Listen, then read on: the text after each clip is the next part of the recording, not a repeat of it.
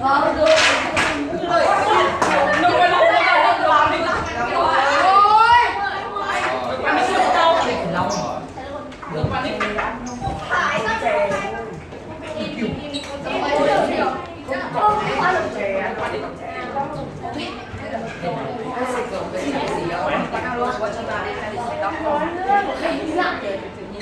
Hello tất cả mọi người, con xin chào các thầy cô, xin chào các bạn yêu quý và xin chào các bác phụ huynh. Hôm nay là một ngày lễ rất là đặc biệt đối với bọn con, đó chính là ngày Trung Thu. Tại vì ngoài cái tên Tết Trung Thu ra thì nó có một cái tên ngoài cái tên Trung Thu ra thì nó có cái tên nữa là Tết Thiếu Nhi. Đấy, đây là ngày rất đặc biệt đối với bọn con. Vậy thì hôm nay bọn con xin giới thiệu các thầy cô một sản phẩm có 102 của lớp 8C của con. Con đảm bảo cả trường không ai có một sản phẩm đặc biệt như này. Đó chính là chiếc ông sao đèn ông sao cực là lớn, siêu to khổng lồ. Đấy, đây là sản phẩm 102. Và là nếu mà các thầy cô nhìn qua thì là các thầy cô sẽ tưởng bọn con đi mua ở ngoài hàng, nhưng mà thực chất không phải là thế. Tại vì đây chính là sự nỗ lực của con đã được đền đáp bằng một sản phẩm rất là đẹp. Đây chính là sản phẩm của sự nỗ lực, của sự đoàn kết của lớp bọn con. Đấy, lớp bọn con đã dành rất là nhiều ngày cùng nhau làm nên một khung, xong rồi là bắt đầu bắt tay vào trang trí. Đây là và bọn con chọn ông sao tại vì là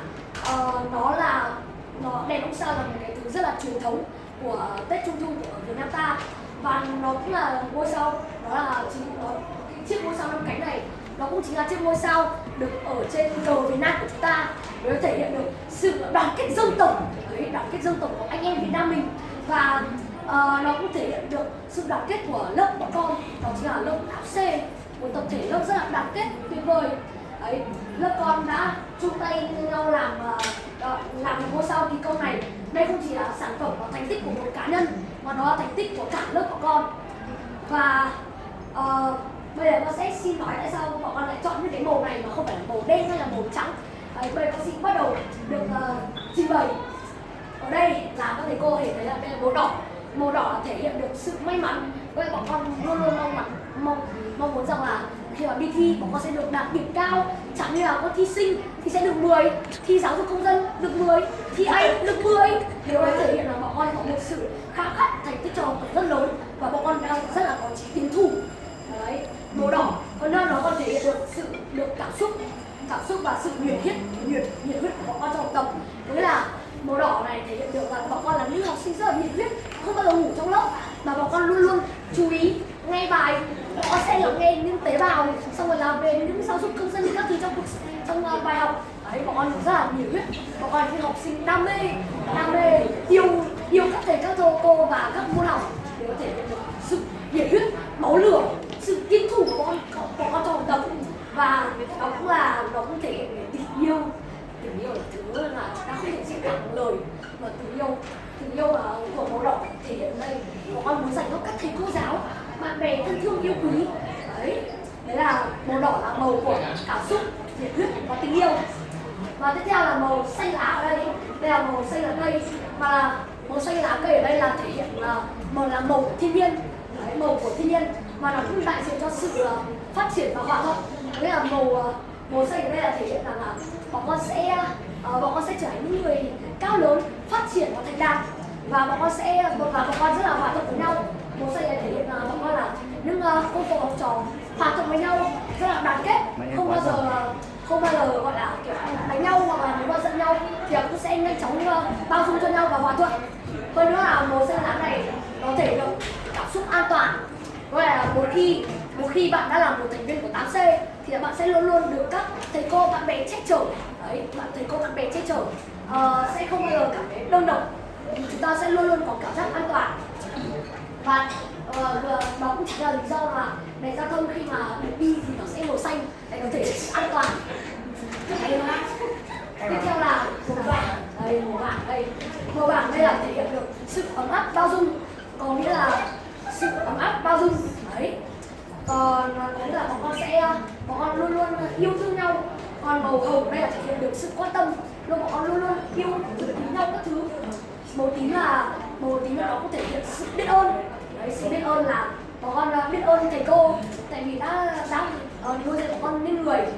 ngôi sao 5 cánh này nó có 5 cánh, tại vì là nó thể hiện rằng là mỗi người trong lớp bọn con đều có một tính cách khác nhau, một cách nhìn nhận vấn đề khác nhau, nhưng mà bọn con đều có điểm chung là đều xuất phát từ lớp 8C của đây.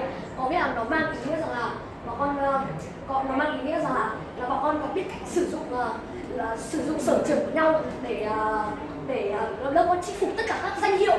Đấy, vậy con xin hết về cái ngôi sao này. Và tiếp theo con sẽ nói về mâm ngũ quả mà bọn con đã làm ngày hôm nay ạ. Đầu tiên, bọn con có quả dưa hấu. Và dưa hấu là một loại trái cây để hiện sự may mắn trong mùa lễ Trung Thu. Màu đỏ của ruột dưa thể hiện sự lộc tài, phát lộc. Và màu xanh của vỏ dưa thể hiện niềm hy vọng về niềm vui từ bên trong. Và bọn con trang trí thành hình cá mập này vì cá mập là một loài sinh vật rất là mạnh mẽ. Con cá mập này sẽ nuốt hết tất cả những sự xui xẻo để lớp 8C nói riêng và trường Newton nói chung có thể đạt được rất là nhiều thành tích cao trong năm học 2020 và năm 2021. Tiếp theo, chúng con sẽ nói đến quả táo. Quả táo, đây quả táo.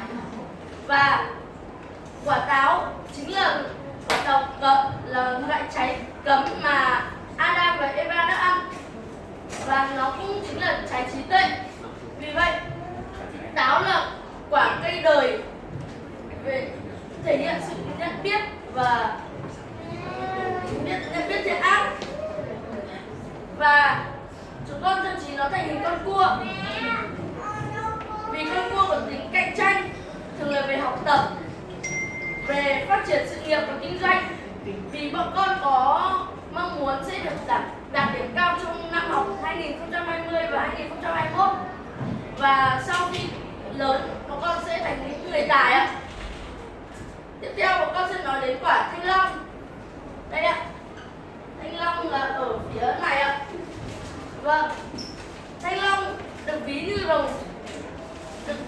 rồng xanh ẩn trong những đám mây, được ví như là rồng cặp mây vậy. Nó sẽ thể hiện cho sự có lợi về phú quý, về hôn nhân, sinh nở và thi cử. Và bọn con trang trí quả thanh long thành hình con cá và đứng bên cạnh là một chú rồng rất là to để thể hiện ý nghĩa đó chính là cá chép hóa rồng. Cá chép hóa rồng tượng trưng cho sự nỗ lực, sự may mắn và biết tận dụng những cơ hội để thành công. Và bọn con xin chúc là tập thể 8C nói riêng và trường Newton nói chung sẽ hóa rồng trong năm học này ạ. Yeah! Okay, so now I will translate my presentations into English. So, in this special holidays, we decide to make a very big star because it's a traditional one, and it also represents the star on the Vietnam flag, because that represents the solidarity of the Vietnamese people, and specifically it also represents the solidarity of me and my class. So this is not the achievement of just a single individual, but it's also the effort of the whole class. And now I will introduce guys the meaning of the colors in this star and why we choose these colors, but why not the other colors. So now first I will start with red. Red, it represents fortune, and that means that we want high scores, we want good grades. And it also the colors of emotions, in which it's also the color of emotions, in which in our class it's totally not boring at all.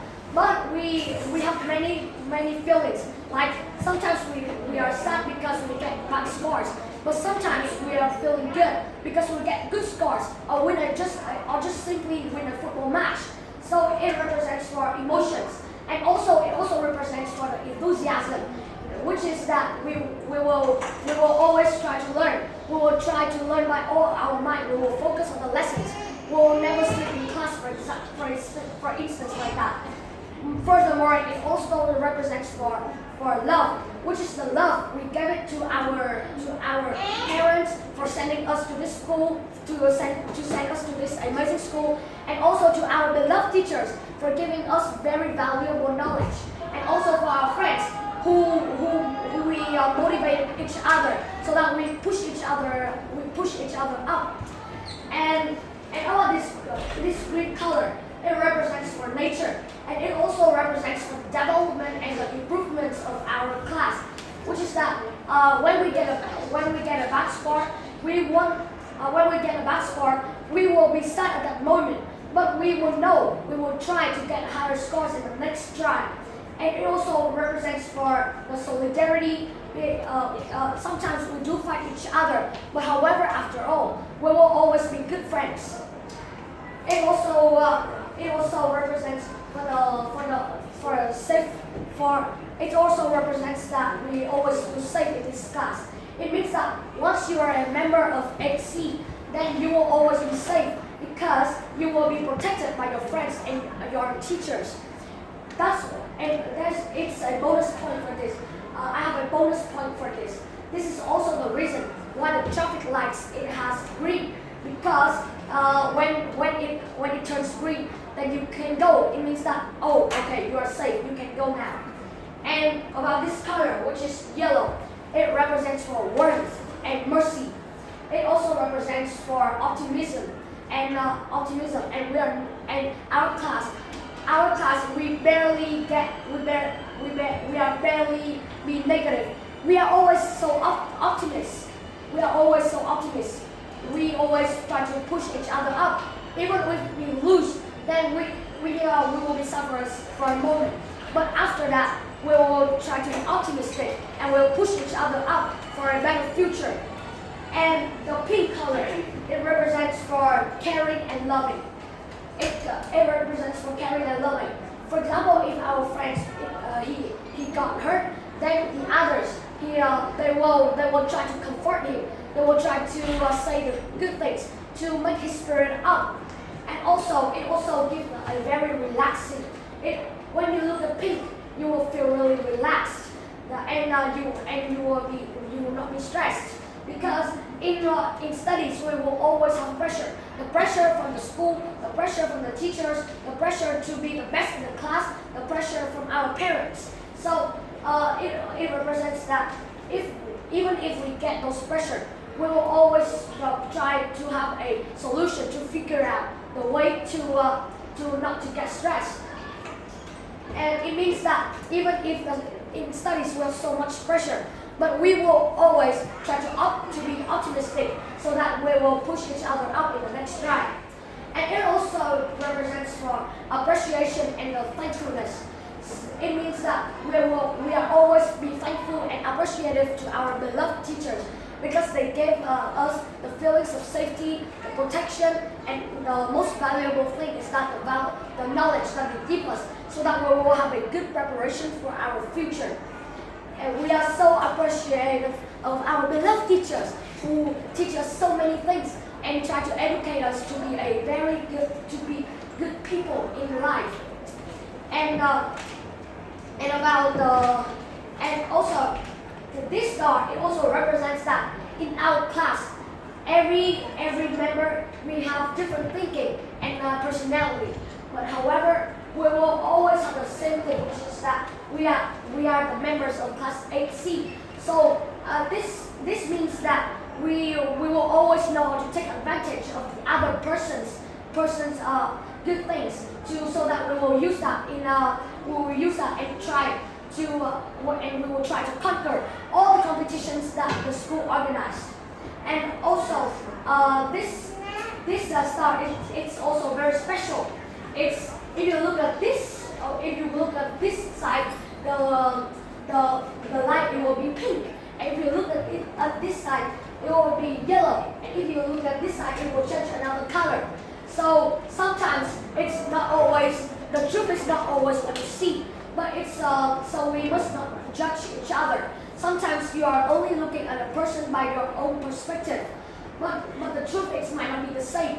If you look through this, the light will be green, but in fact, the original color of this light is yellow. So we should not judge others by only our perspective.